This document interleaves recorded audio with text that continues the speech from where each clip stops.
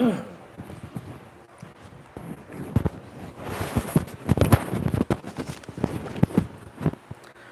so magandang gabi.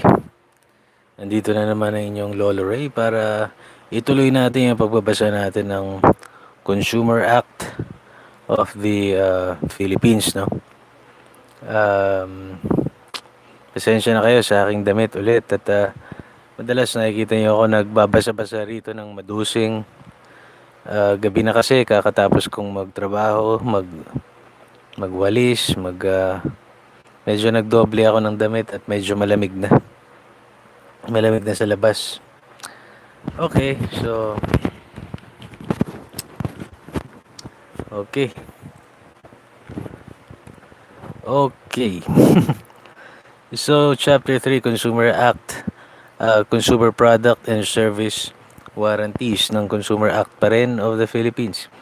Article 66, ang implementing agency daw pagdating sa mga consumer products and service warranties ay ang Department of Trade and Industry. Sila ang mag-enforce ng provision ng Chapter 3, okay, ng Consumer Act. Article 67, no? The provisions of Civil Code daw on conditions and warranties shall govern all contracts of sale with conditions and warranties. Article 68, additional provisions on warranties. In addition to the Civil Code, provisions on sale with warranties, the following provisions shall govern the sale of consumer products with warranty. Okay? Sabi rito, terms of express warranty. Any seller or manufacturer who gives an express warranty shall, number 1, set forth the terms of warranty in clear and readily understandable language and clearly identify himself as the warrantor. Number 2, identify the party to whom the warranty is extended. Number 3, state the products or parts covered. Number 4, state what the warrantor will do in the event of a defect, malfunction, or failure to conform to the written warranty, and at whose expense. Number 5, state what the consumer must do to avail of the rights which accrue the warranty. And number 6, stipulate the period within which, after notice of defect, malfunction, or failure to conform to the warranty, the warrantor will perform any obligation under the warranty. Okay, no?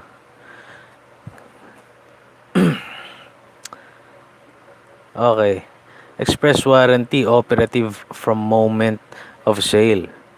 So all written warranties or guarantees issued by the manufacturer, producer, or importer shall be operative from the moment of sale.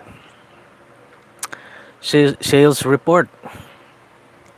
All sales made by distributors of products covered by this article shall be reported to the manufacturer, producer, or importer of the product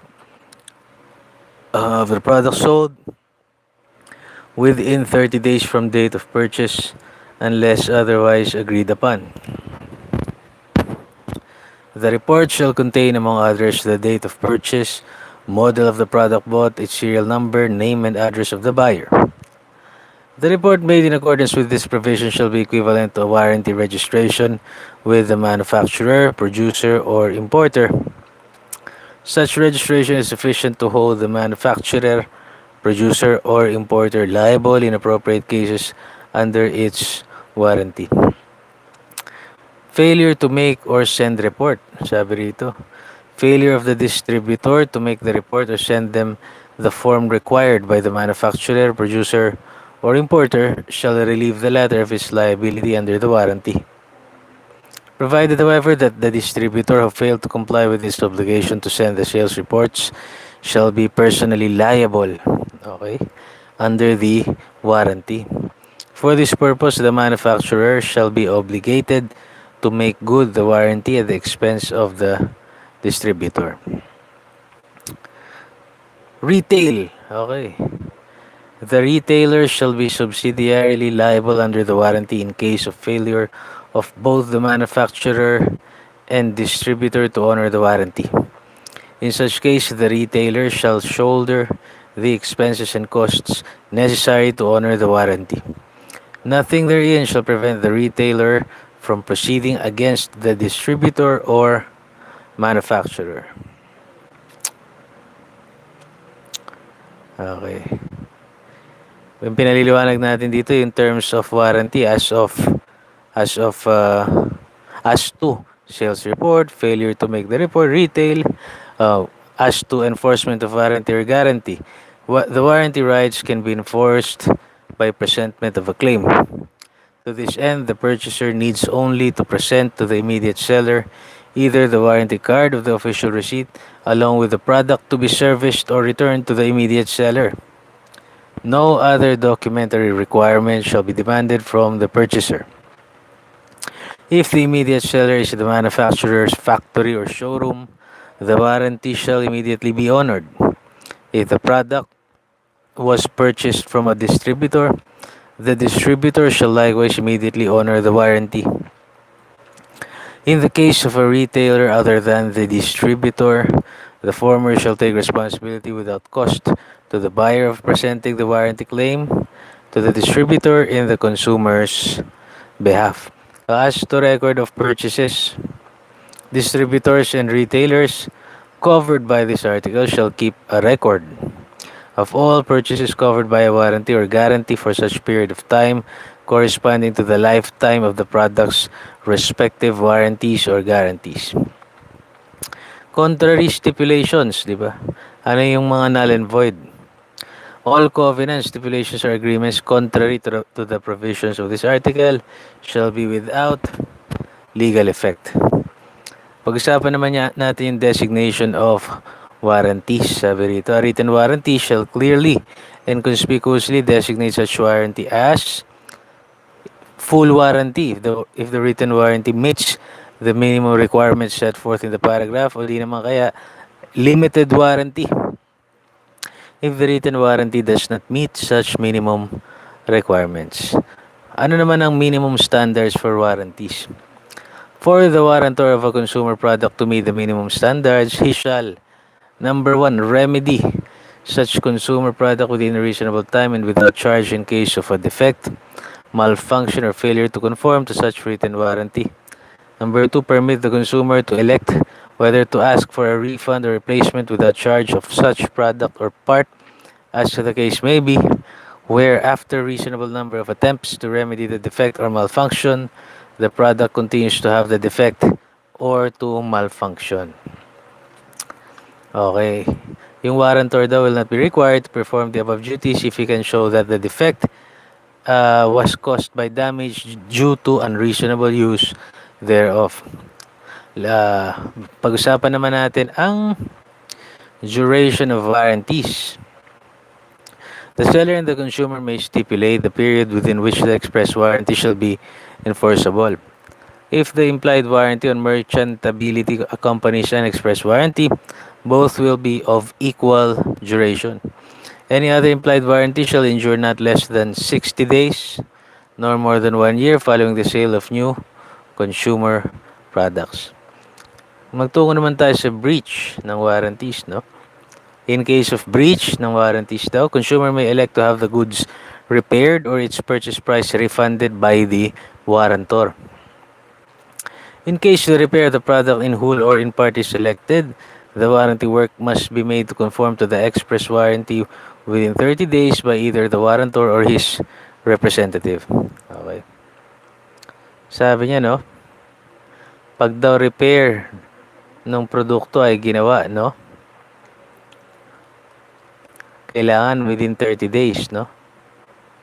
The 30-day period, however, may be extended by conditions which are beyond the control of the warrantor or his representative. Kung refund naman daw of the purchase price ang pinili, the amount directly attributable to the use of the consumer prior to the discovery of the non-conformity shall be deducted. Okay, in case of breach of implied warranty.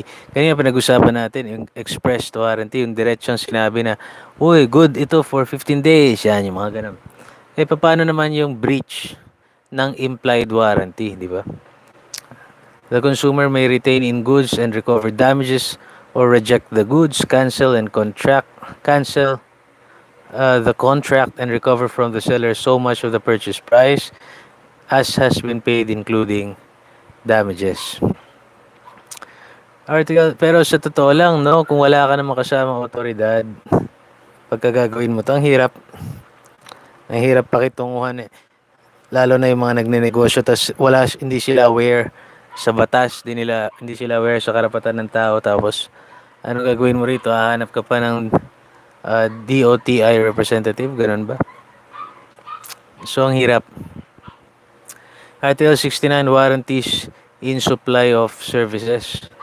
In every contract for the supply of services to a consumer made by a seller in the course of a business, there is an implied warranty that the service will be rendered with due care and skill, and that any material supplied in connection with such services will be reasonably fit for the purpose for which it is supplied. Where a seller supplies consumer services in the course of a business and the consumer expressly or by implication makes known to the seller the particular purpose for which the services are required, there is an implied warranty that the service supplied under the contract and any material supplied in connection therewith will be reasonably fit for that purpose. May yun ang implied warranty. Na yung gagamitin, yung ibibigay na serbisyo at yung mga materialis na isusupply, fit naman. Hindi pwedeng hindi fit tapos wala na silang pakialam doon. Merong implied warranty doon. Magtungo naman tayo sa Article 70, Professional Services. The provision of this Act on warranty shall not apply to professional services of certified public accountants, architects, engineers, lawyers, veterinarians, optometrists, pharmacists, nurses, nutritionists, dietitians, physical therapists, salesmen, medical and dental practitioners, and other professionals engaged in their respective professional endeavors. So, hindi raw yun mag-apply dun sa mga nabanggit nating mga professionals. Article 71, Guarantee of Service Firms. Service firms shall guarantee workmanship and replacement of spare parts for a period not less than 90 days, which shall be indicated in the pertinent invoices. So, tandaan natin guarantee of service firms. So, service firms, kailangan sisiguraduhin nila yung workmanship and replacement of spare parts sa loob ng 90 days. At nakalagay din daw yon sa kanilang invoice. Siguro this applies to yung mga kunwari mekaniko ng isang motorcycle shop. Dapat nakalagay yun sa kanilang invoice na within 90 days, no? O di naman, nagpagawa ka ng kotse. Article 72, Prohibited Acts. The following acts are prohibited. Bawal. Letter A, refusal without any valid legal cause by the local manufacturer or any person obligated under the warranty or guarantee to honor a warranty. Bawal yan. Letter B, unreasonable delay by local manufacturer or any person obligated under the warranty or guarantee in honoring the warranty. Letter C, removal by any person of a product's warranty card for the purpose of evading said warranty obligation. Letter D, any false representation in an advertisement as to the existence of a warranty or guarantee. Nag-advertise kang meron, tapos wala naman pala. Article 73, Penalties. Any person who shall violate the provisions of Article 67 shall be subject to fine of not less than 500 pesos but not more than 5,000 pesos, or an imprisonment, may kulong po ito of not less than 3 months but not more than 2 years, or both upon the discretion of the court. A second conviction under this paragraph shall also carry with it the penalty revocation of his business permit and license. Tapos sa mga any person daw, natural or juridical, na gumagawa ng mga illegal, sabi rito, except with respect to Article 67, shall be liable for a fine not less than 1,000 pesos but not more than 5,000 pesos, o di naman kaya imprisonment of at least 1 year but not more than 5 years, O di naman daw kaya pareho at the discretion of the court. So, ako iniisip ko kanino irereklamo to. Pupunta pa ba tayo sa DOTR? Pwede mong ireklamo ito sa police, yung prohibited acts, no? Tapos filean mo sila ng kaso, no? Pwede, yun siguro kasi sinasabi na yung penalty, at the discretion of the court. So, pwede mong ireklamo sila sa paglabag sa ganito, article something of the Consumer Act. Diba? Chapter 4, Labeling and Fair Packaging. Article 74, Declaration of Policy. The state shall enforce compulsory labeling and fair packaging to enable the consumer to obtain accurate information as to the nature, quality, and quantity of the contents of consumer products and to facilitate his comparison of the value of such products. So makikita natin, pati nga yung mga raw materials, vitamins, di ba? Nakikita natin pag namili tayo ng pagkain, ganyan. At pwede natin itong i-compare sa ibang mga products, especially sa mga yung on a diet, di ba? Ilan yung calories nito in comparison with this? So, ganon. Kasi nakasaad po yan pala sa batas, no? Labeling and fair packaging. Article 75, implementing agency pa rin po ay ang Department of Trade and Industry. Article 76, prohibited acts on labeling and packaging. It shall be unlawful for any person, either as principal or agent, engaged in the labeling or packaging of any consumer product, to display or distribute or to cause to be displayed or distributed in commerce any consumer product whose package or label does not conform to the provisions of this chapter, sabi nga. Yung mga pinagbabawal daw rito sa chapter na to shall not apply to persons engaged in business for wholesale or retail distributors of consumer products, except to the extent that such persons, letter A, are engaged in the packaging or labeling of such products, letter B, prescribe or specify by any means the manner in which such products are packaged or labeled, or letter C, having knowledge, ni-refuse nila to disclose the source of the mislabeled or mispackaged products. Tungo tayo sa Article 77, minimum labeling requirements for consumer products. Lahat daw ng consumer products domestically sold, whether manufactured locally or imported, shall indicate the following. Ito, madami-dami ito. Letter A, its correct and registered trade name or brand name. Letter B, its duly registered trademark. Letter C, its duly registered business name. Letter D, the address of the manufacturer, importer, repacker of the consumer product in the Philippines. Letter E, its general make or active ingredients. Letter F, the net quality of contents in terms of weight, measure, or numerical count, rounded off to at least the nearest tenths in the metric system. Letter G, country of manufacture if imported. And letter H, if a consumer product daw is manufactured, refilled, or repacked under license from a principal, the label shall so state the fact. Okay?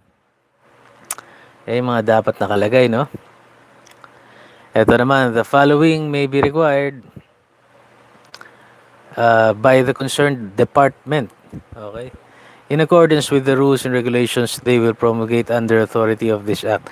So, pwedeng paggagawa kunwari ng rules o ng IRR, itong DOTR regarding this title, no? O this, sabihin na natin topic nitong batas na ito.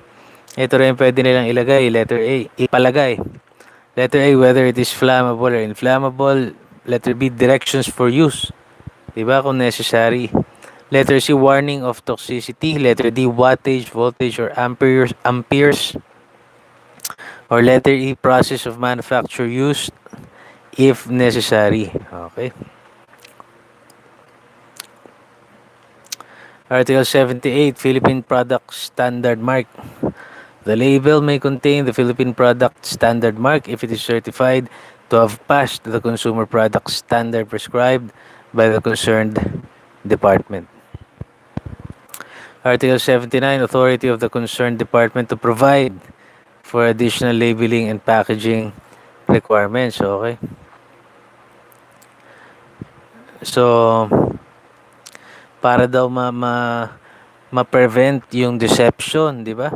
Pwedeng may authority yung concerned department to issue rules and regulations to letter A, establish and define standards for characterization of the size of a package enclosing any consumer product which may be used to supplement the label statement of net quality of contents of packages containing such products, but this clause shall not be construed as authorizing any limitation on the size, shape, weight, dimensions. Di mo naman ililimita para lang isaad o malinaw na ipresenta. Letter B, regulate the placement upon any package containing any product or upon any label affixed to such product of any printed matter stating or representing by implication that such product is offered for retail at a price lower than the ordinary and customary retail price, or that a price advantage is accorded to purchasers thereof by reason of the size of the package or the quantity of its contents. And letter C, prevent the non-functional slack feel of packages containing consumer products. Sabi niya, no? Sabi rito, a package shall be deemed to be non-functionally slack-filled if it is filled to substantially less than its capacity for reasons other than protection of the contents of such package, the requirements of machines used for enclosing the contents in such package, or inherent characteristics of package materials or construction being sent. Usually maraming ganyan, no? Sa mga chichirya, pagbukas mo, hangin lang pala. Wala pa sa kalahati yung laman. Article 80. Special packaging of consumer products for the protection of children. The concerned department may establish standards, no, for special packaging. If it finds that, letter A, the degree or nature of the hazard to children in the availability of such product by reason of its packaging is such that special packaging is required to protect the children. Letter B, special packaging is to be required by such standard is technically feasible, practicable, and appropriate for such product. Oo. Yung department daw, bago sila mag-require ng mga ganito, shall consider the reasonableness of such standard, available scientific, medical, and engineering data concerning special packaging and concerning accidental ingestions, illness, and injuries caused by consumer product, at yung manufacturing practices of industries affected by this article, and yung nature and use of consumer products. Article 81, price tag requirement. It shall be unlawful to offer any consumer product for retail sale to the public without an appropriate price tag, label, or marking publicly displayed to indicate the price of each article. Ito, may mga pandaraya, medyo borderline ng dadaya dito. Yung kunwari, yung mga online shopping sites, no, na ipapakita nila yung kutsilyo at yung kunwari case. Yung pala, binibenta lang nila yung case, di ba? May mga ganyan style sila. Article 82, manner of placing price tags. Price tags, labels, or markings must be written clearly, indicating the price of the consumer product per unit in pesos and centavos. Actually, ang pinakamalinaw na nakikita ko rito ay sa ukay. Yung or sa store na yung damit na kunwari may isang hanay na lahat 90 pesos. Edi malinaw at malaki yung signage nila. Article 83, regulations for price tag placement. The concerned department shall prescribe rules and regulations for the visible placement of price tags for specific consumer products and services. Article 84, additional labeling requirements for food. Okay? Ito, i-impose daw ito by the concerned department for food. Letter A, expiry or expiration date, di ba? Letter B, whether the consumer product is semi-processed, fully processed, ready to cook, ready to eat, prepared food, or just plain mixture. Letter C, nutritive value. And letter D, whether the ingredients used are natural or synthetic. as the case may be, at such other labeling requirements as the concerned department may deem necessary and reasonable. Article 85, ito mahaba-haba na naman, about mislabeled food. Mislabeled daw yung food kapag letter A, if its labeling or advertising is false or misleading. Letter B, if it is offered for sale under the name of another food. Letter C, if it is in an imitation of another food, unless its label bears in type of uniform size and prominence the word imitation. Okay. Letter D, its containers is so made, formed, or filled as to be misleading. Basta lahat ng misleading to. So whatever na misleading, nakasaad rito, di ba? If it purports to be, pinipresenta niya yung sarili niya to be or is represented as a food for which a definition or standard of identity has been prescribed. Sabi niya ganyan, may mga ganon-ganon. Pero hindi naman pala. Di ba? Nandadaya. Basta lahat ng misrepresentation, daya, etc. Article 86, labeling of drugs.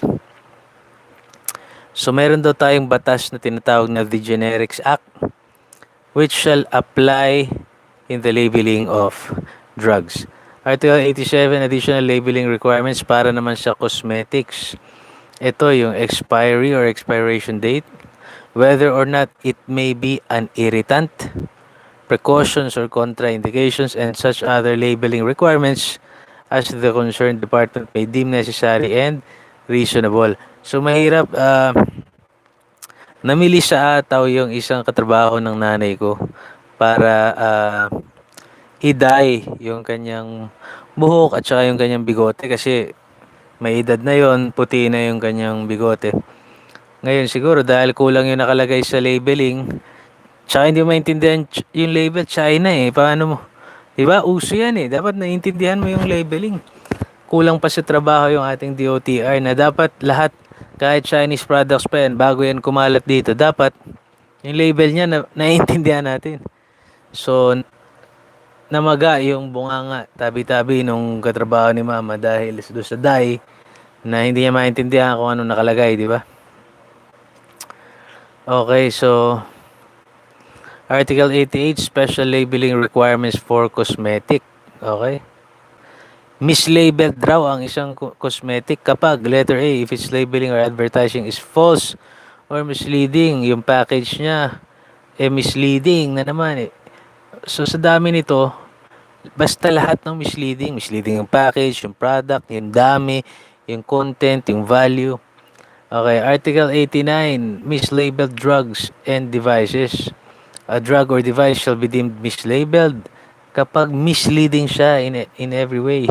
Yung content, yung package, yung pagkakaintindi mo doon, yung mga pagka siya ay nagko-contain daw ng narcotic or hypnotic substance, alpha-eucaine, barbituric acid, beta-eucaine, bromal, cannabis, cabromal, chloral, coca, cocaine, codeine, heroin, marijuana, morphine, opium, paraldehyde, peyote, or sulfonmethane, or any chemical derivative of such substance.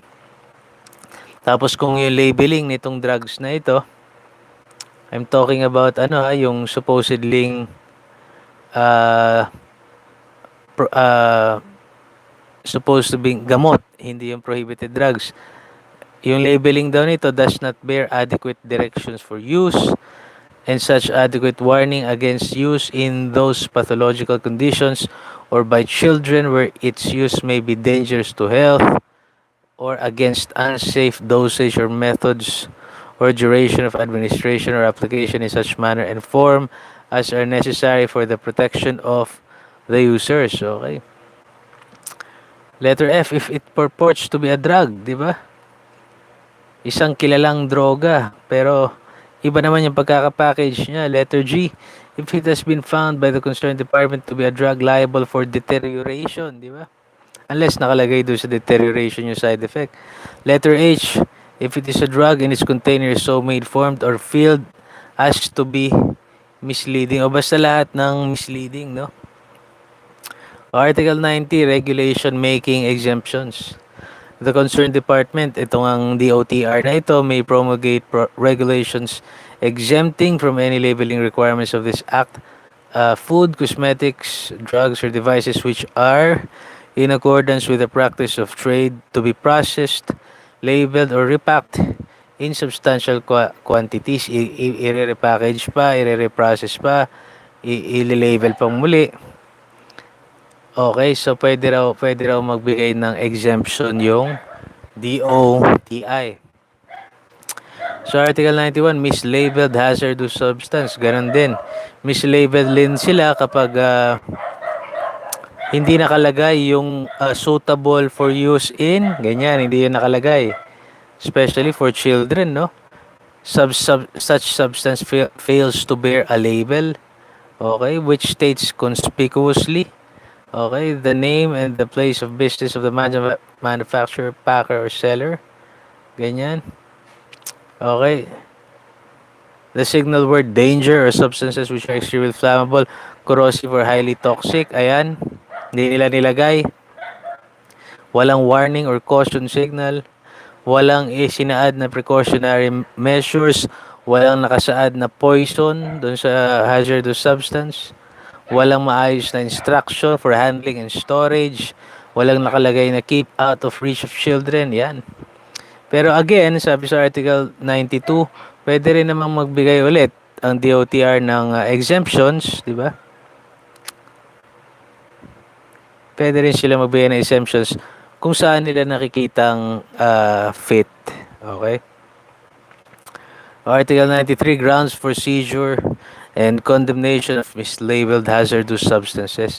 Sabi rito, any mislabeled hazardous substance when introduced into commerce. Ibig sabihin, binenta-benta mo. Or while held for sale shall be liable to be proceeded against and condemned upon order of the concerned department in accordance with existing procedure for seizure and condemnation of articles in commerce, provided that this article shall not apply to a hazardous substance intended for export to any foreign country if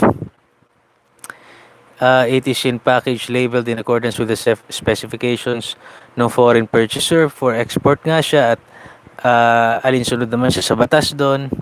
It is labeled in accordance with the laws of the foreign country. It is labeled on the outside of the shipping package to show na para siya sa export at in-export nga siya. It is so exported. So, pwedeng hindi natin sitahin yan, kumbaga. Any hazardous substance condemned under this article shall, after entry of order of condemnation, be disposed of by destruction or sale as the concerned department. So, sinasabi rito, yung DOTR, maglalabas sila ng order of condemnation pag napatunayan na hindi sumusunod sa batas na ito yung mga produkto. Article 94, labeling requirements of cigarettes. Ayan, no? So, dapat nakalagay, ito, binabanggit ko to doon sa nagdaan kong live, yung kanina. Dapat daw nakalagay, warning, cigarette smoking is dangerous to your health. Okay. Article 95, penalties. Any person daw na mag-violate ng mga provisions ng Title 3, Chapter 4 of this Act, okay, shall be subject to a fine not less than 5,000 pesos. Hindi bababa. Sa 500 pala. Hindi pala 5,000. 500 pala. But not more than 20,000 pesos, or imprisonment of not less than 3 months, but not more than 2 months, but not more than 2 years, o dili naman daw, both, pwede ka magbayad na makulong ka pa, at the discretion of the court, sabi ng ganyan. Tungo na tayo sa Chapter 5, liability for product and service. DOTR pa rin, DOTI pa rin ang implementing agency nito, Department of Trade and Industry, no? Article 97, liability for the defective products. So, any Filipino or foreign manufacturer, producer, or importer shall be liable sa mga defective products, no? May tuturing daw na defective ang produkto when it does not offer the safety rightfully expected of it, taking relevant circumstances into consideration, including but not limited to: letter A, presentation of product; letter B, use and hazards reasonably expected of it; letter C, the time it was put into circulation. So the manufacturer, builder, producer, or importer shall not be held liable kapag pinapakita ng ebidensya na letter A, it did not place the product on the market. Letter B, that although it did place product on the market, such product has no defect. And letter C, that the consumer or third party is solely at fault. Okay? Kunwari, yung flashlight, nagrereklamo ka na ito ay defective. Eh napatunayan naman pala na ito ay pinaghahampas mo sa puwet ng iyong asawa o kaya naman pinangpupukpok mo ng kutsilyo pag naghihiwa ka ng isda. O hindi naman para doon yung gamit ng flashlight. So it is the consumer's fault. Okay? Article 98, liability of tradesman or seller. So ito yung liability nila. Letter A, it is not possible to identify the manufacturer, builder, producer, or importer. Letter B, the product is supplied without clear identification of the manufacturer, producer, builder, or importer. And letter C, he does not adequately preserve perishable goods. Okay? Hindi maayos ang pagkaka-preserve niya ng mga perishable o nasisirang mga goods. Okay? Article 99, liability for defective services naman, no? The service supplier is liable for redress independently of fault for damages caused to consumers by defects relating to the rendering of the service, as well as for insufficient or inadequate information on the fruition and hazards thereof. Isa raw, depekto raw ang produkto kapag okay, iko-considera natin itong mga bagay na ito para bago natin malaman kung defective yung product. Letter A, the manner in which it is provided. Letter B, the result of hazards which may reasonably be expected of it. And letter C, the time when it was provided. So a service is not considered defective because of the use or introduction of new techniques.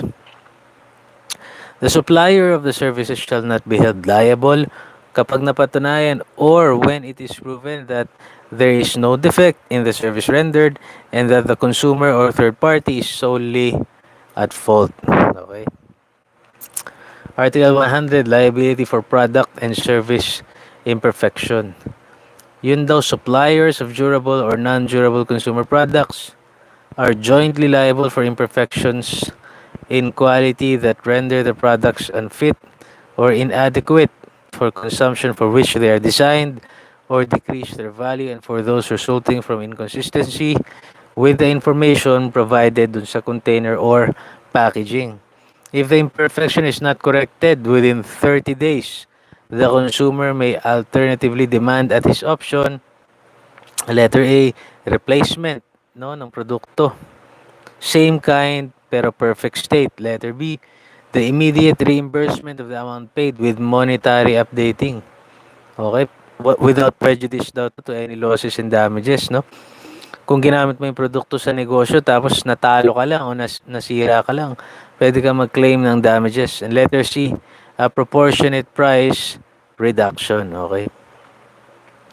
The parties may agree to reduce or increase the terms specified in the immediately preceding paragraph, but shall not be less than 7 days nor more than 180 days. Okay. Article 101, liability for product quantity imperfection. Yung suppliers daw are jointly liable for imperfections to sa quantity. Ibig sabihin ng jointly liable, lahat sila liable. Okay? Lahat sila, mag-chip in sila, may porsyento sila na kailangan bayaran, no? Itong mga supplier na to. Okay. Okay. So, kapag ka ganon, okay, kulang, may imperfection sa quantity, the consumer ay may kapangyarihan or the consumer has the powers to, letter A, demand for the proportionate price. Letter B, the supplementing of weight or measure differential. Letter C, the replacement of the product by another of the same kind, mark, or model without said imperfections. Letter D, the immediate reimbursement of the amount paid with monetary updating without prejudice to losses and damage kung meron man. Losses or damages. kung meron man. Article 102, liability for service quality imperfection, no? Sabi rito, kapag yung service supplier is liable for any quality imperfections that render the services improper for consumption or decreases their value. The consumer daw is entitled to demand at his option, letter A, the performance of the services without any additional cost. Diba? Letter B, the immediate reimbursement of the amount paid with monetary updating without prejudice to losses and damages. And letter C, a proportionate price reduction. Okay? Yung re-performance of services may be entrusted to duly qualified third parties at the supplier's risk and cost. Okay? Gusto ipagawa, ang gagastos dyan si supplier. Okay? Article 103, repair service obligation. When services are provided for the repair of any product, the supplier shall be considered implicitly bound to use adequate, new, original replacement parts or those that maintain the manufacturer's technical specifications, di ba? Unless authorized ka na gumamit ng mga second-hand products o yung mga tinatawag nating pinaraanan lang o pansamantagal by the consumer. Pumayag siya. Article 104, ignorance of quality imperfection. Okay? The supplier's ignorance of the quality imperfections due to inadequacy of the products and services does not exempt him from any liability. Article 105, legal guarantee of adequacy. The legal guarantee of product or service adequacy does not require an express instrument or contractual exoneration of the supplier being forbidden. Di mo na kailangan ng kontrata basta nagsusupply ka, merong legal guarantee of adequacy. Okay? Article 106, prohibition in contractual stipulation. The stipulation in a contract of a clause preventing, exonerating, or reducing the obligation to indemnify for damages affected is hereby prohibited. Pinagbabawalan yung may kasunduan kayo nung gumagawa, nung nagtitinda, o nung supplier na, uy, wala akong pananagutan dyan, bawal daw yun.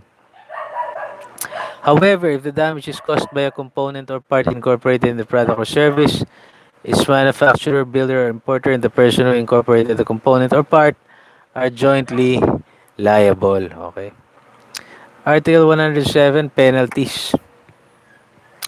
Any person who shall violate any provision of this chapter or its implementing rules and regulations with respect to any consumer product which is not food, cosmetic, or hazardous substance shall, upon conviction, be subject to a fine not less than 5,000 pesos and by imprisonment of not more than 1 year or both upon the discretion of the court.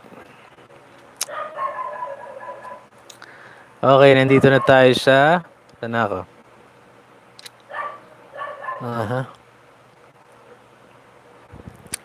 Dito na tayo sa false, deceptive, and misleading advertisement.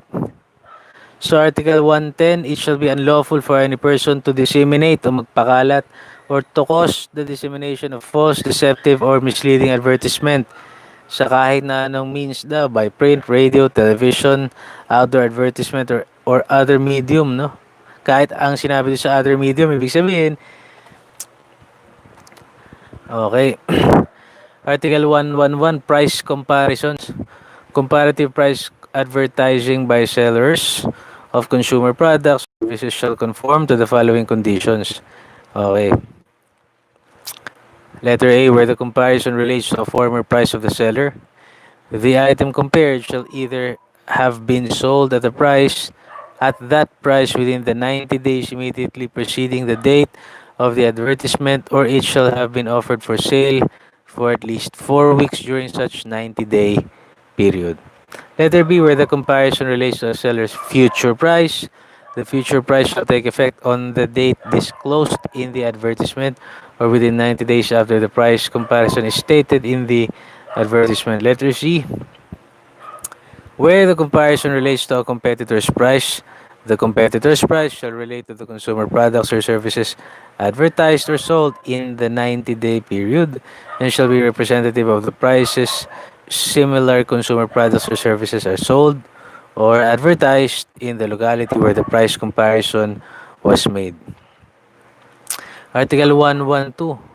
Sabi rito, pag-usapan daw natin ang special advertising requirements for food, drug, cosmetic, device, or hazardous substance. Letter A, no claim in the advertisement may be made which is not contained in the label or approved by the concerned department. Letter B, no person shall advertise any food, drug, cosmetics, device, or hazardous substance in a false, misleading, or deceptive manner. Letter C, where a standard has been prescribed for a food, drug, cosmetic, or device, no person shall advertise any article in such manner that it is likely to be mistaken for such product unless the article complies with the prescribed standard and regulation. Letter D, no person shall, in the advertisement of any food, drug, cosmetic, make use of any reference to any laboratory report of analysis required to be furnished to the concerned department. Para ako sa bagay, sinasabi lang nila 99.9% of germs ayon sa mga doctors, leading doctors. Yan, kaya lang naman ginagawa nila, di ba? Letter E, any businessman who is doubtful as to whether his advertisement relative to food, drug, cosmetic device, or hazardous substance will violate, di ba? Sabi rito, kung doubtful siya, pwede raw siya magtanong doon sa department, in this case, DOTR, kung pwede ba itong advertisement namin ito or hindi. Letter F, no person shall advertise any food, drug, cosmetic, device, or hazardous substance unless such product is duly registered and approved by the concerned department for advertising. Article 113, credit advertising. No advertisement to aid, promote, or assist directly or indirectly any extension of consumer credit may, letter H, state that a specific periodic consumer credit amount or installment amount can be arranged unless the creditor usually and customarily arranges credit payment or installments for that period and in that amount. Letter B, state that a specified down payment is required in an extension of consumer credit unless the creditor usually or customarily arranges down payment in that amount. Article 114, in case of an open-end credit plan, the rate of interest and other material features of the plan shall be disclosed in the advertisement. So, kailangan malinaw yun. Parang kunwari, yung mga plan ng cellphone, ganyan. Open-end credit, dapat malinaw, sana. Article 115, special claims. Any advertisement which makes special claims na kunwari ito ay nakakatalino o ito ay nakaka-enhance ng memory shall, letter A, substantiate such claims, and letter B, properly use research result, scientific terms, statistics, or quotations. Diba?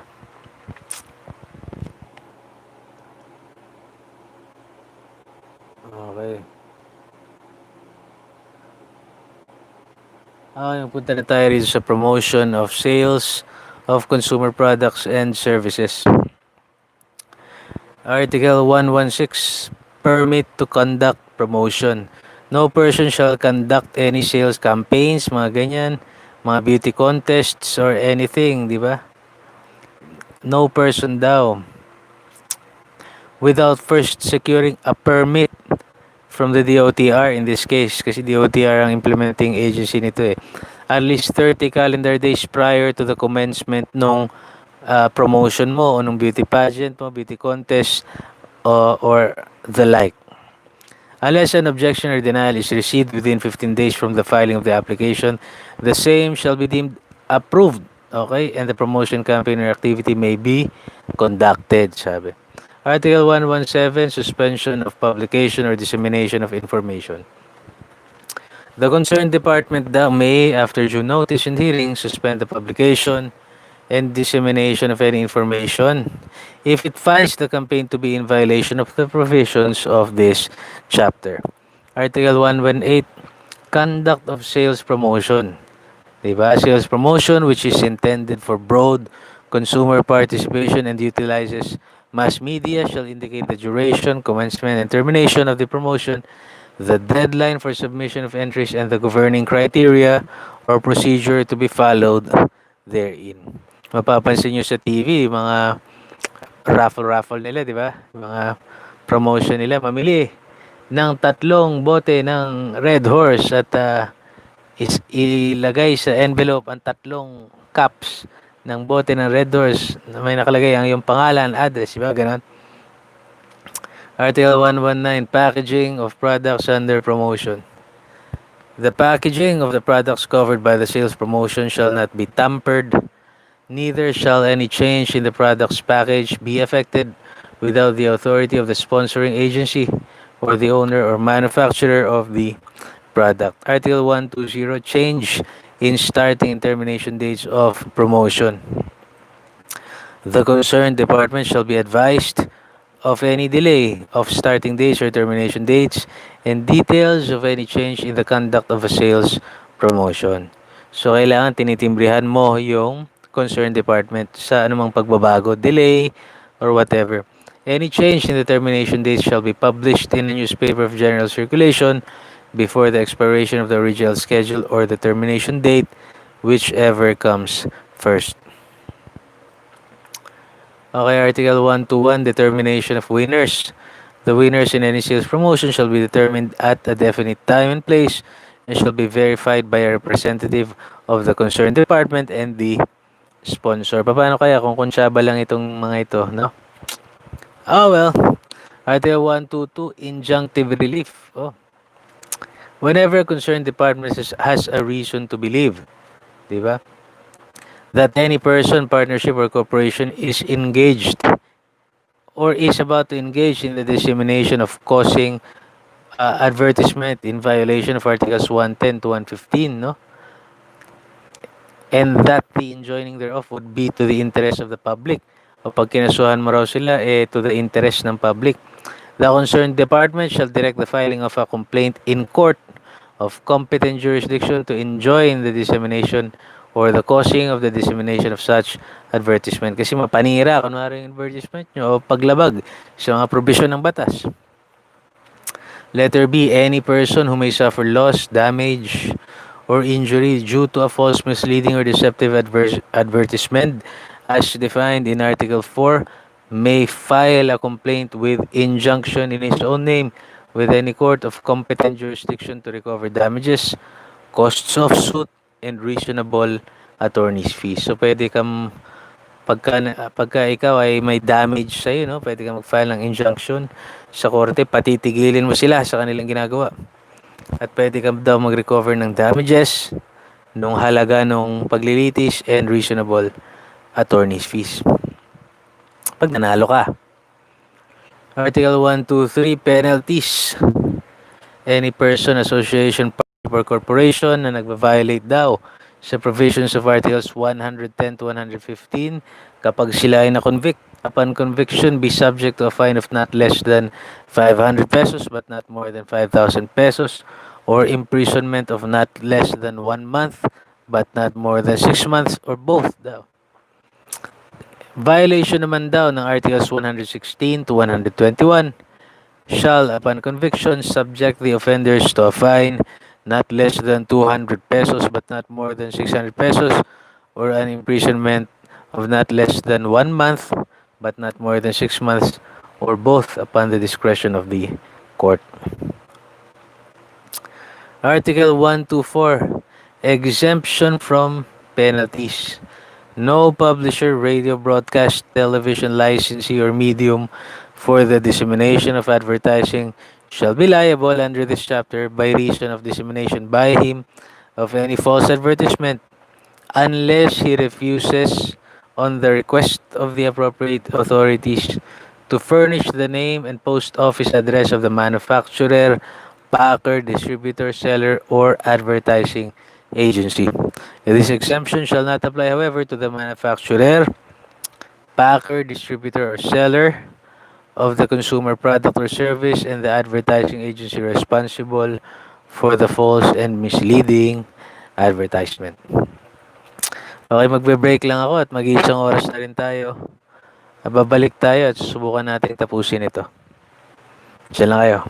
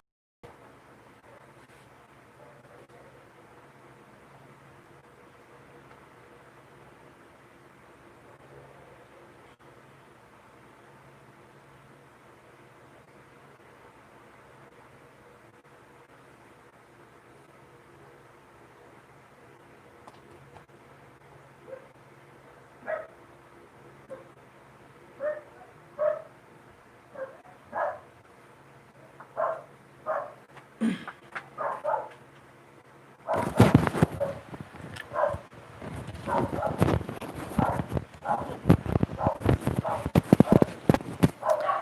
so ayun, ang ingay ng mga aso ko. Anyway, tuloy lang natin. Nandito na tayo sa Chapter 7, Regulation of Repair and Service Firms, no? Baka nakalimot na kayo, Consumer Act pa rin po ito, okay? Okay, Article 125, Declaration of Policy. The state shall cause the accreditation of repair and service firms or establishments and their technical personnel in order to protect the interest of the consumers availing of their services. Article 126, Implementing Agency. The Department of Trade and Industry, hereby referred to as the Department, shall enforce the provisions of this chapter. Article 127, Minimum Requirements for Accreditation. The following shall be the minimum requirements. Letter A, the duly registered business name, firm name or style of the firm. Letter B, date of issue and effectivity of the certificate of accreditation. And letter C, number and skills of technical personnel. And letter D, required license for the repair or servicing of any consumer product as required by special laws. Article 128, okay, accreditation of repair and service firm. No person shall operate a repair and service firm or act as technical personnel therein without first being accredited by the department. Article 129, Certification of Accreditation. Upon compliance with the requirements for accreditation, the department shall issue the corresponding certificate of accreditation. A separate certificate shall be required for each branch of an enterprise located in areas outside of the main office. However, with respect to repair and service centers of factory authorized representatives of franchise dealers, such centers may display a certified true copy of the certificate of accreditation of the parent company. Article 130, okay, any certificate of accreditation may be suspended or cancelled by the department for cause after due notice and hearing. Okay, Title 4, Consumer Credit Transaction. Article 131, the state shall simplify, clarify, and modernize the laws governing credit transactions and encourage the development of fair and economically sound consumer credit practices. Okay, to protect the consumer from lack of awareness of the true cost of credit to the user, the state shall assure the full disclosure of the true cost of credit. O dapat alam nga naman ng consumer yung totoong halaga ng kanyang pagkakautang. Article 132, Determination of Finance Charges. Except as otherwise provided, the amount of the finance charges in connection with any consumer credit transaction shall be determined as the sum of all charges payable directly or indirectly by the person to whom the credit is extended and imposed directly or indirectly by the creditor as an accident to the extension of credit, including any of the following type of charges which are applicable. Letter A, interest or time price differential and any amount payable under point or other system of additional charges. Letter B, collection fees which include finder's fees or similar charges. Letter C, credit investigation fees. Letter D, notarial fees kung meron man. And letter E, premium or other charges for any guarantee or insurance protecting the creditor against the obligor's default or other credit loss. The implementing agency shall determine what items shall be exempted from the computation of the finance charges. Article 133, Determination of Simple Annual Rate. The simple annual rate applicable to any extension of consumer credit shall be determined in accordance with the rules and regulations promulgated by the implementing agency. Article 134, Delinquency Charges. With respect to a consumer credit transaction other than one pursuant to an open-end credit plan, the parties may agree to a delinquency charge on any installment not paid in full on or before the 10th day after its scheduled or deferred due date. Article 135, deferral charges. The parties in a consumer credit transaction may, at any time, agree in writing to a deferral of all or part of one or more unpaid installments, and the creditor may make and collect a charge which shall not exceed the rate previously dislocated pursuant to the provisions on disclosure. A deferral charge may be collected at the time it is assessed. Article 136, finance charge on refinance. The parties may agree on a finance charge in an open-end credit plan based on the amount financed resulting from the refinancing or consolidation at a rate not exceeding that permitted by the rules promulgated by the implementing agency. Okay, Article 137, right to repay. The person to whom credit is extended may prepay in full or in part at any time without penalty the unpaid balance of any consumer credit transaction. Sandali lang, ma'am. Hanapin lang na, may gusto kong hanapin yung, ayun, wait lang ha. Open and, subukan lang natin hanapin to.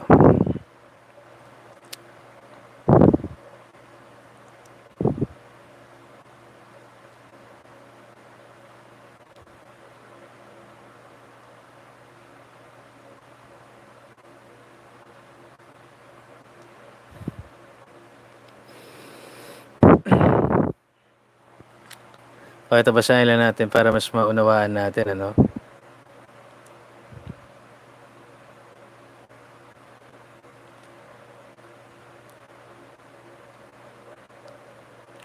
Okay. Open-end credit refers to any type of loan where you can make repeated withdrawals and repayments. Example niya credit cards, home equity loans, personal lines of credit, and overdraft protection on checking accounts. Sabi nga, open-end loans are set for a fixed amount like the credit limit on a credit card. Each month, you are required to pay a minimum amount of what you owe, but you pay off the entire balance at any time. As a contrast to an open edit, tignan naman natin, yung closed-end loans naman are taken out for a specific reason like a car loan or mortgage. Okay. For example, if you want to buy a car, the loan can only be used for that car. You can't use the money to go on vacation instead. A closed-end loan is for a fixed period of time with regular payments of a set amount. Provided you make the payments as required, the loan terms generally do not change. When you make your final payment, the loan is closed. If you need to borrow money again, you must apply for another loan. So, ang pinakamadali nating matandaan na example ng open-end credit, yung credit card, okay? So, sabi niya rito, yung parties may agree on a finance charge in an open-end credit plan sa Article 136. Okay, so meron kang babayaran lamang na maliit na portion of the amount, tapos yung the whole credit can kaya masyadong yung open end, magugulat ka na lang sobrang laki na pala ng utang mo sa credit card, no? Okay, magtungo na tayo. Yung closed end naman, yun ang utang ka para pambili ng kotse, kailangan mo lang gamitin yun para sa particular na pambili ng kotse na yun. Hindi mo raw pwedeng gamitin pang vacation. Yun yung example na binigay sa atin nung sinearch natin. Article 138, rebate on payment. Upon payment in full of the unpaid balance, refinancing or consolidation, an amount not less than the unearned portion of the finance charge calculated according to this article shall be rebated to the person to whom credit is extended. Okay?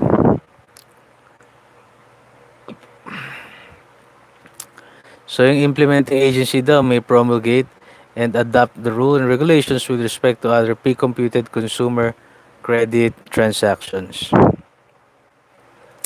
Okay, tungo tayo sa Article 139, General Requirements on Credit Cost Disclosure.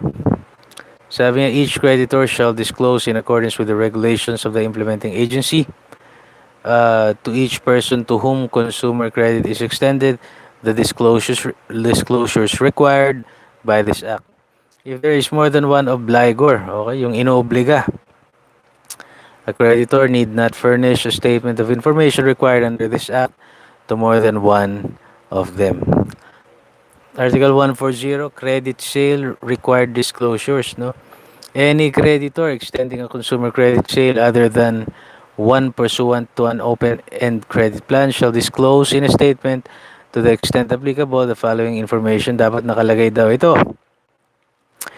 Letter A, the cash price or delivered price of the property or service to be acquired. Letter B, the amounts, if any, to be credited as down payment and or trade-in. Letter C, the amount to be financed or the difference between the amounts set forth under paragraphs 1 and 2. Letter D, the charges individually itemized which are paid or to be paid by such person in connection with the transaction which are not incident to the extension of credit. Letter E, the finance charge expressed in terms of pesos and centavos.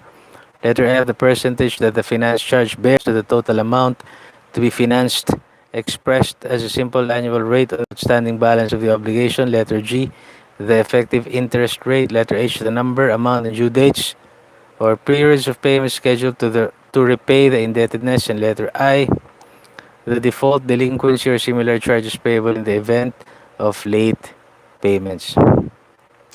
Article 141, required disclosure on open-end credit plan. No? Before opening any account daw under an open-end consumer credit plan, okay, ito yung mga credit card, no? The creditor shall disclose yung pagkakautangan mo. Si credit card shall disclose to the extent applicable to the following information. Letter A, the conditions under which a finance charge may be imposed, including the time period, if any, within which any credit extended may be repaid without incurring a finance charge. Kailan ba siya pwede magbayad nang hindi naman siya nag-i-incur ng finance charge? Letter B, the method of determining the balance upon which a finance charge may be imposed. Letter C, the method of determining the amount of the finance charges, including any any minimum or fixed amount imposed as a finance charge. Letter D, where one or more periodic rates may be used to compute a finance charge, each such rate, the range of balances to which it is applicable, and the corresponding simple annual rate. And letter E, the conditions under which the creditor may impose a security claim or a security lien, and a description of the goods to which such lien may attach. The implementing agency shall prescribe regulations consistent with commonly accepted accounting standards to carry out the requirements of this article. Article 142, required disclosures on consumer loans not under open-end credit plan. So any creditor o yung nagpapautang extending a consumer loan or in a transaction which is neither a consumer credit sale nor under an open-end consumer credit plan shall disclose, kailangan ipaalam mo sa nangungutang sa'yo, the following information. Letter A, the amount of credit of which the debtor will have the actual use or which is or will be paid to him or for his account or to another person on his behalf. Parang yung home credit, bigla kang tatawag sa'yo na you are eligible na umutang ng ganitong halaga.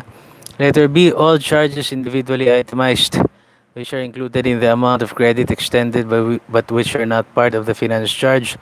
Letter C, the total amount to be financed or the sum of the amounts referred to in paragraphs A and B. Letter D, the finance charge expressed in terms or pesos and centavos. Letter E, the effective interest rate. Letter F, the percentage that the finance charge bears to the total amount to be financed, expressed as a simple annual rate of on the outstanding unpaid obligation.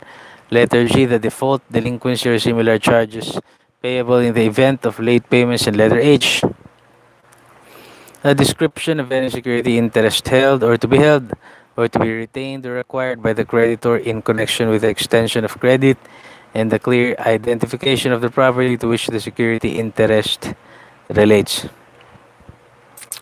Article 143, form and timing of disclosure. All disclosures required under this act shall be made clearly and conspicuously in writing before the transaction is consummated. Article 144, Periodic Statement of Charges. The periodic statement transmitted by the creditor in connection with any extension of consumer credit other than under an open-end consumer credit plan shall set forth: letter A, the simple annual rate; letter B, the effective interest rate; letter C, the date by which or the period, kung meron man, within which payment must be made in order to avoid additional finance charges; and letter D, method of determining the balance upon which the finance charge may be imposed. Article 145, Exempted Transaction. Okay, ano yung mga the foregoing requirements on consumer credit transactions shall not apply to the following credit transactions. Letter A, those involving extension of credits for business or commercial purposes, or to the government and governmental agencies and instrumentalities, juridical entities, or to organizations. And letter B, those in which the debtor is the one specifying the definite set of credit terms such as bank deposits, insurance contracts, sale of bonds, or analogous transactions. Okay, ito yung mga hindi kasama dun sa mga nabanggit natin na requirements on consumer credit transactions. Article 146, Sale of consumer products on installment payment.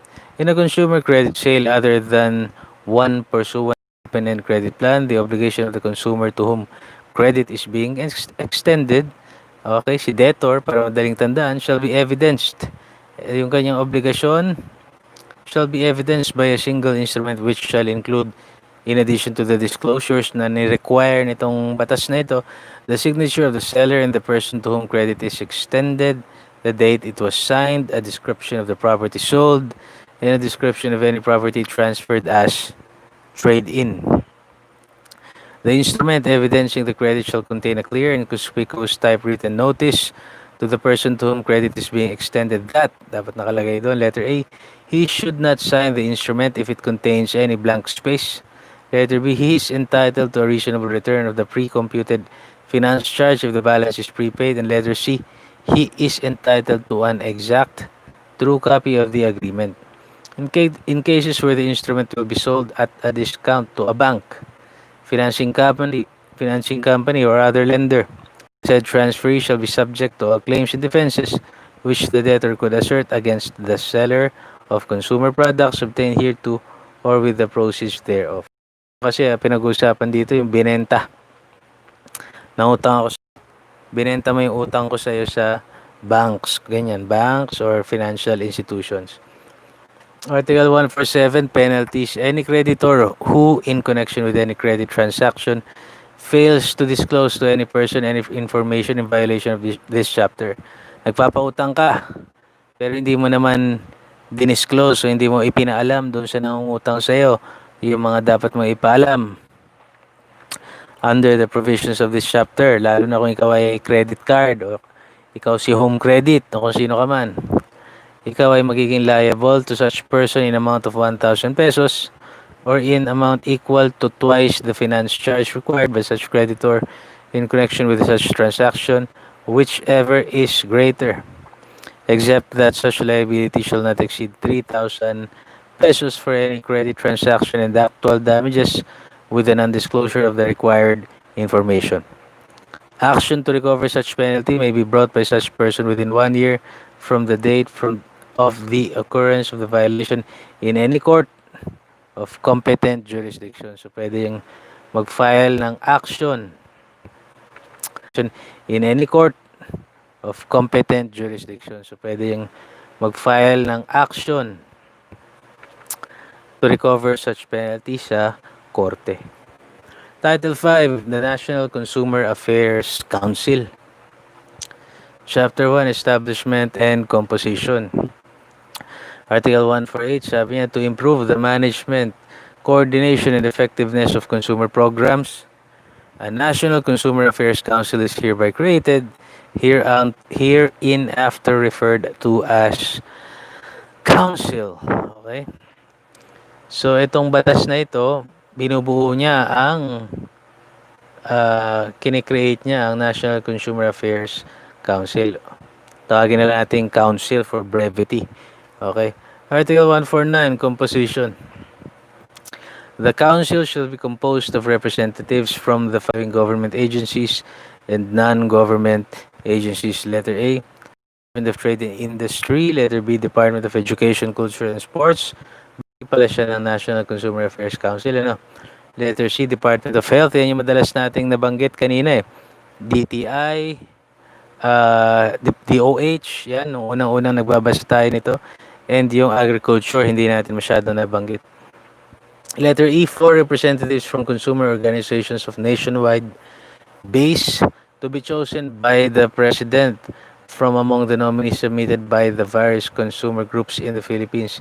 Letter F, 2 representatives from business industry sector to be chosen by the President from among the nominees submitted by the various business organizations.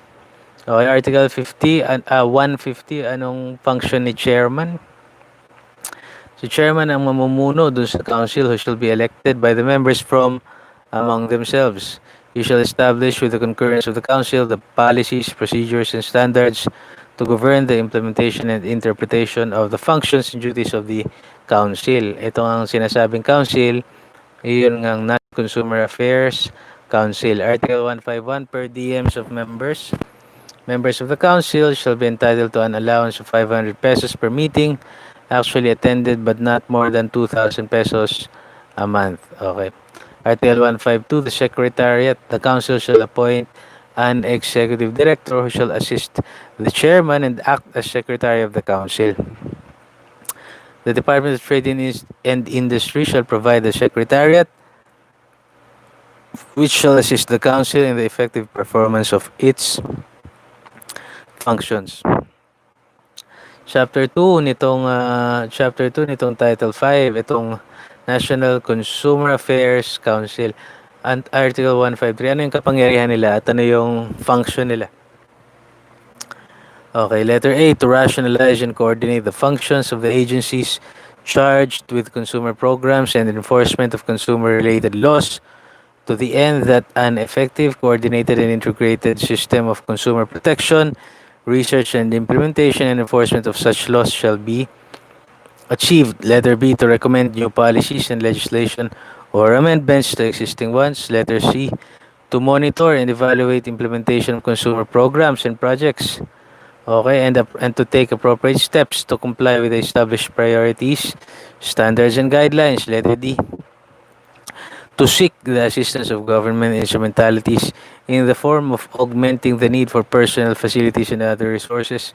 Letter E, to undertake a continuing education and information campaign, kaya pala kasama ang DepEd, to provide the consumer with, number 1, facts about consumer products and services, consumer rights and the mechanism for redress available, paano yung remedyo, information on new concepts and developments in consumer protection, general knowledge and awareness necessary for critical and better judgment and consumption. And number 5, such other matters of importance to the consumer's general well-being. Yan yung gagawin. Yan yung mga i-coordinate. Yan yung bubuin. Yan yung kasama sa powers and functions, okay, ng National Consumer Affairs Council. Okay.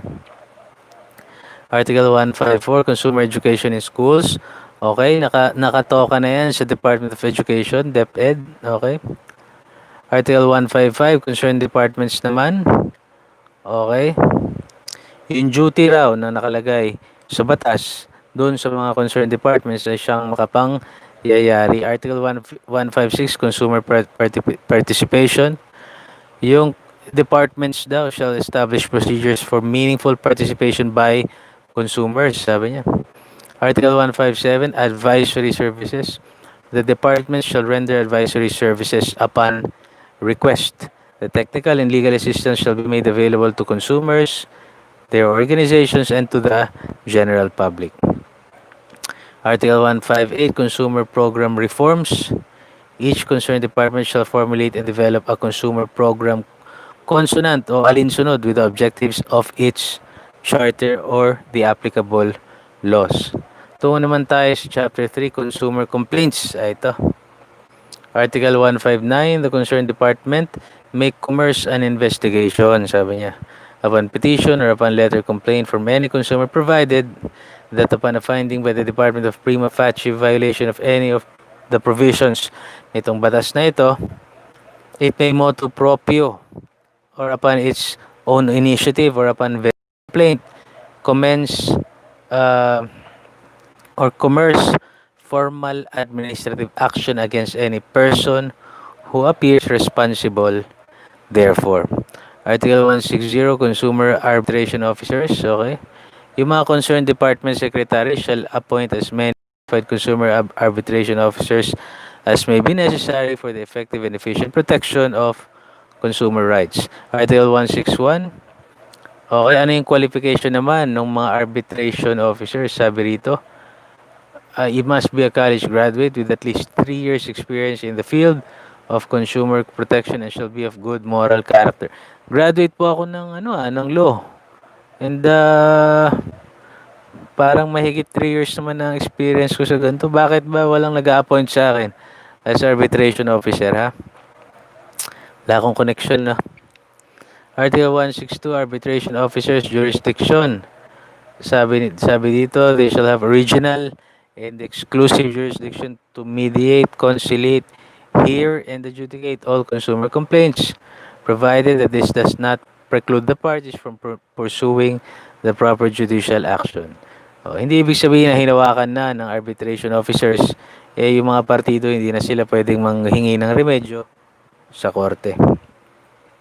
Article 163, Investigation Procedure. The Consumer Arbitration Officer shall conduct hearings on any complaint received by him or referred by the counsel, sabi. So, yun ang gagawin ni arbitration officer. Susunod, parties to the case shall be entitled to notice of the hearing. Parang ganun din sa korte, parang ganun din sa mga quasi-judicial bodies, parang ganun din sa NLRC when it comes to labor. Bibigyan ng notice of hearing and shall be informed of the date, time, and place of the same. Bibigyan na sila ng copy ng complaint. Naka-attach yun sa notice. Letter C, the department shall afford all interested parties the opportunity to submit statement of facts, arguments, offers, or settlement proposals of adjustments. Susunod, the consumer arbitration officer shall first and foremost ensure that the contending parties come to a settlement of the case. Letter E, in the event that the settlement has not been effected, the mediation officer may now proceed to formally investigate, hear, and decide the case. Tapos letter F, the consumer arbitration officer may summon witnesses. Okay, papatawag siya ng witnesses, administer oaths and affirmations, issue subpoena and subpoena duces tecum. Okay, subpoena, pinapatawag ka, subpoena duces tecum, pinapadala ka ng dokumento. Rule upon offers of proof and receive relevant evidence or cause deposition to be taken whenever the ends of justice would be served thereby.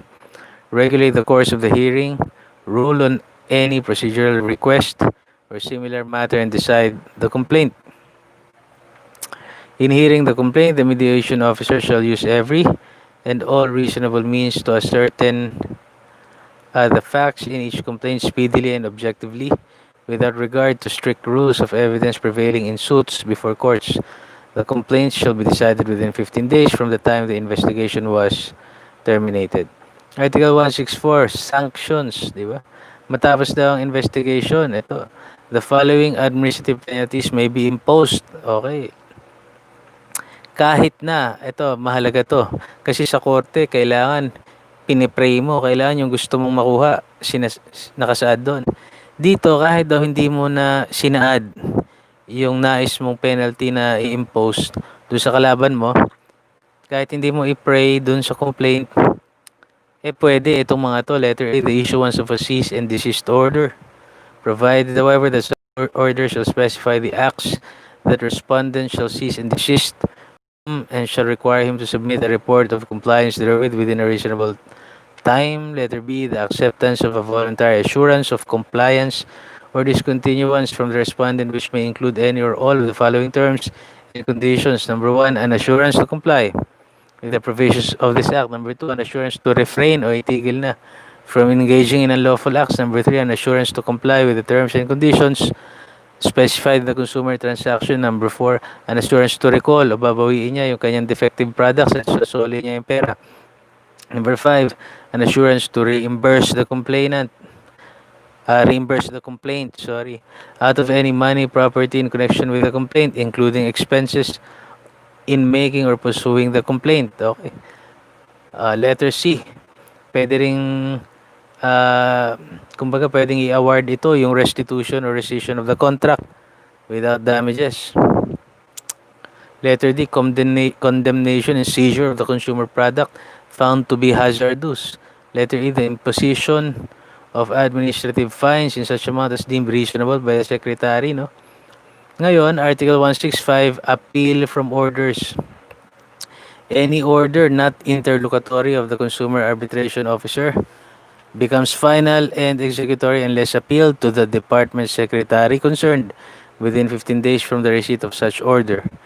So pagka sa isang ruling ng isang arbitration officer, nitong consumer arbitration officer, aapila ka doon sa secretary of the department involved.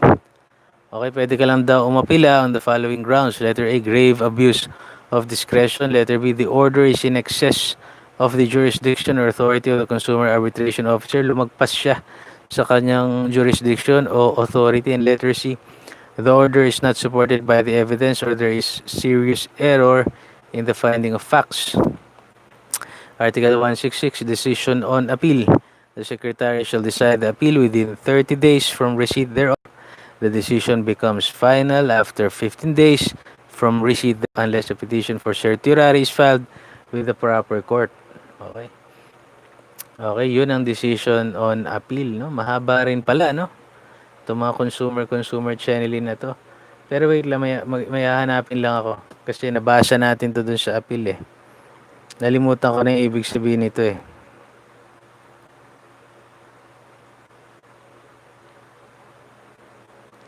Ang meaning nito.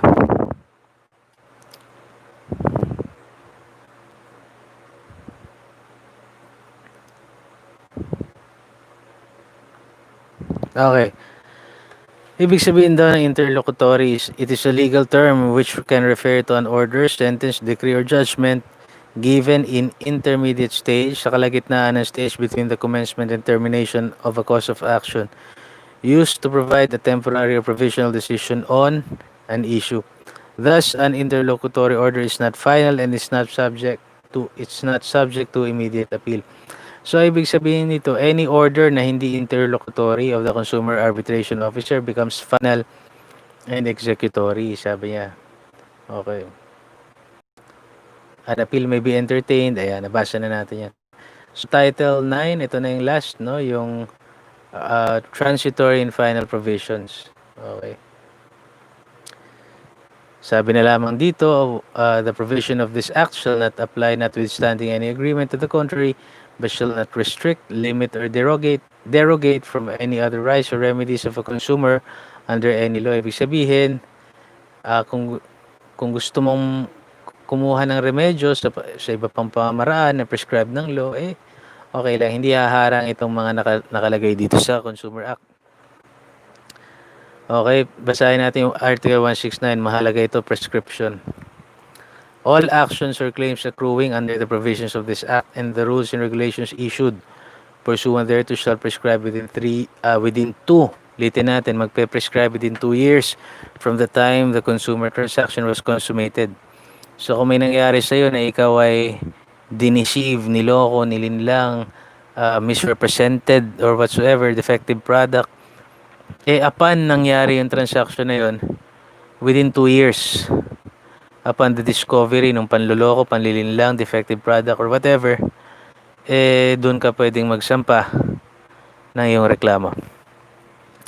Article 170, repealing clause, all laws, executive orders, rules, and regulations or parts thereof which are inconsistent with this act are hereby repealed or amended accordingly. Okay? Article 171, appropriations. Okay, binigyan sila ng 2 million pesos sa National Treasury. Ano? Article 172, severability clause. if for any person, any article or provision of this act or any portion thereof, or the application of such article, provision, or portion, group is declared invalid, ibig lamang na sabihin ng separability clause, kung ano lamang yung sinasabi rito sa batas na ito na i-declare na unconstitutional sa inarap, it only applies at hindi mo i-invalidate yung buong batas. Okay, so Article 173, effectivity. Okay, approved April 1992. So doon po nagtatapos ang ating buong Consumer Act, no? Binasa na natin hanggang Article 173. So sana nag-enjoy kayo at mag-pray na muna tayo bago tayo magpaalam. Glory be to the Father, and to the Son, and to the Holy Spirit, as it was in the beginning, is now, and ever shall be, world without end. Amen. Panginoon, maraming salamat na binibigyan mo kami ng lakas ng isip, lakas ng lalamunan, na unawain namin yung batas at subukan namin magbasa at ipaliwanag ito lagi in layman's term. So maraming salamat, Panginoon, and sana kayo lagi niyo ako samahan magbasa-basa, no? Nagsasawa na ako, napapagod na ako pero ubusin lang natin lahat ng mga major laws, no? Yung mga foundations na masasabi natin ng batas dito sa ating bansa. So ingat kayo lagi, and God bless. Muli, ito si Lolo Ray. Kita-kita tayo ulit.